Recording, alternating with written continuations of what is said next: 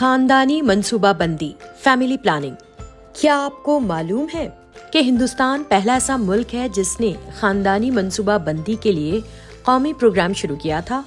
خاندانی منصوبہ بندی یعنی فیملی پلاننگ پروگرام کی شروعات سن 1952 کے سال میں ہوئی۔ آبادی کو زیادہ بڑھنے سے روکنا، تولیدی صحت کو فروغ دینا اور ماں، نوزائیدہ اور بچوں کی اموات کی شرح کو کم کرنا اس پروگرام کے اہم مقاصد ہیں۔ آئیے آج خاندانی منصوبہ بندی کے بارے میں مزید معلومات حاصل کرتے ہیں۔ یہ ہے رمیش اور یہ ہے سریش۔ دونوں کی اپنی اپنی دکان ہے اور اچھے سے گزارا ہو رہا ہے۔ شادی کے 2 سال بعد دونوں کے یہاں ایک بچہ پیدا ہوا۔ دونوں کی بیویاں بچوں، گھر اور خاندان کا خیال رکھنے میں مصروف رہنے لگی۔ 1.5 سال بعد رمیش کے یہاں دوسرا بچہ ہوا۔ اس کے 2 سال بعد رمیش کے گھر تیسرے بچے نے جنم لیا اور اسی دوران سریش کے گھر میں دوسرا بچہ پیدا ہوا۔ اب آپ بتائیے، بچوں کا خیال رکھنے کے لیے، ان کی اپنی صحت کی دیکھ بھال کے لیے اور بچوں کے مستقبل کا خرچ اٹھانے کے لیے کس کا خاندان بہتر منصوبہ بندی کر سکتا ہے؟ سریش کا خاندان۔ اگر والدین ایک سے زیادہ بچہ چاہتے ہیں تو 2 بچوں کے درمیان کم سے کم 3 سال کا وقفہ ہونا چاہیے۔ یہی تو ہے خاندانی منصوبہ بندی۔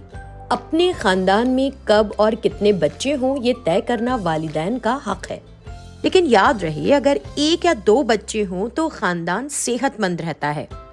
چھوٹا خاندان، خوشحال خاندان۔ چھوٹے خاندان سے ہونے والے فائدے اور نقصانات، اس کے علاوہ پیدائش پر قابو پانے کے طریقوں کے بارے میں جاننے کے لیے بزرگوں، آشا کارکن، کاؤنسلر یا صلاحکار یا ڈاکٹر کی مدد ہم لے سکتے ہیں۔ خاندانی منصوبہ بندی کیوں ضروری ہے؟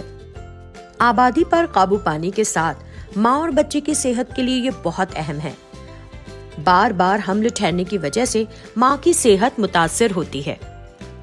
اگر 2 بچوں کے درمیان بہت کم وقفہ ہو تو پہلے بچے پر توجہ دینا مشکل ہو جاتا ہے۔ ماں باپ اور خاندان کے دیگر افراد بھی چڑچڑاپن محسوس کرنے لگتے ہیں۔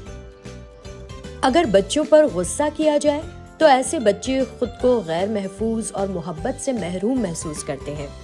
دوسری طرف چھوٹے خاندانوں میں بچوں کا خیال رکھنے کے لیے گھر والوں کے پاس وقت اور توانائی دونوں ہوتے ہیں۔ بچوں کی جسمانی، ذہنی اور تعلیمی نشو و نما کے لیے خاندان کے افراد سوچ سمجھ کر مناسب خرچ بھی کر سکتے ہیں۔ خاندانی منصوبہ بندی کے طریقے۔ مرد اور عورت دونوں کے لیے خاندانی منصوبہ بندی کے طریقے دستیاب ہیں۔ یہ طریقے مستقل یا عارضی دونوں قسم کے ہوتے ہیں۔ اگر کسی کو کچھ وقت کے لیے بچہ نہیں چاہیے لیکن مستقبل میں بچے کی خواہش ہو سکتی ہے تو عارضی طریقے کا استعمال کیا جاتا ہے۔ کونڈم، اس کے علاوہ کاپرٹی، مانع حمل گولیاں یا مانع حمل انجیکشن خاندانی منصوبہ بندی کے کچھ عارضی طریقے ہیں جن کو حال یا مستقبل میں بچہ چاہیے ہی نہیں۔ ایسے مرد اور خواتین مستقل طریقے استعمال کر سکتے ہیں۔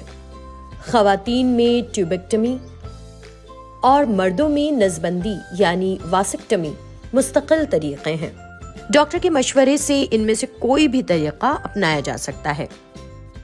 کچھ حقائق۔ غیر مطلوبہ حمل۔ خاندانی منصوبہ بندی کے طریقوں کا استعمال نہ کرنا، کم عمری میں جذبات میں آ کر جنسی تعلق قائم کرنا یا جنسی زیادتی، ان سب کی وجہ سے غیر مطلوبہ حمل ہو سکتا ہے۔ ایسی صورت میں بچے کو جنم دینا ہے یا نہیں، یہ طے کرنا خواتین کا حق ہوتا ہے۔ ہندوستان میں medical termination of pregnancy MTP act 1971 کے تحت خواتین کو با اختیار ڈاکٹر کی صلاح سے محفوظ اور قانونی اسقاط کے حمل یعنی ابارشن کی اجازت ہے۔ تو اب تک ہم نے سیکھا خاندانی منصوبہ بندی مطلب ایک خاندان میں 2 بچوں کے درمیان مناسب یعنی کم سے کم 3 سال کا وقفہ ہونا چاہیے۔ اپنے خاندان میں کب اور کتنے بچے ہوں یہ طے کرنا والدین کا حق ہے۔ آبادی پر قابو پانا، ماں اور بچے کی صحت اور بچے کی ٹھیک سے دیکھ بھال ہونا خاندانی منصوبہ بندی کے مقاصد ہیں۔ خاندانی منصوبہ بندی کے طریقے مرد اور عورت دونوں کے لیے ہوتے ہیں اور یہ طریقے مستقل یا عارضی قسم کے ہو سکتے ہیں۔ کنڈوم، مانع حمل گولیاں اور انجیکشن، کاپر ٹی یہ مانع حمل کے عارضی طریقے ہیں۔ ٹیوبل لگانا اور نسبندی مانع حمل کے مستقل طریقے ہیں۔ آپ کے لیے ایک کام، کیا خاندانی منصوبہ بندی کا قدرتی طریقہ آپ کو معلوم ہے؟ یہ خواتین کے ماہواری سے جڑا ہوا ہے۔ اس قدرتی طریقے کے بارے میں معلومات حاصل کیجیے۔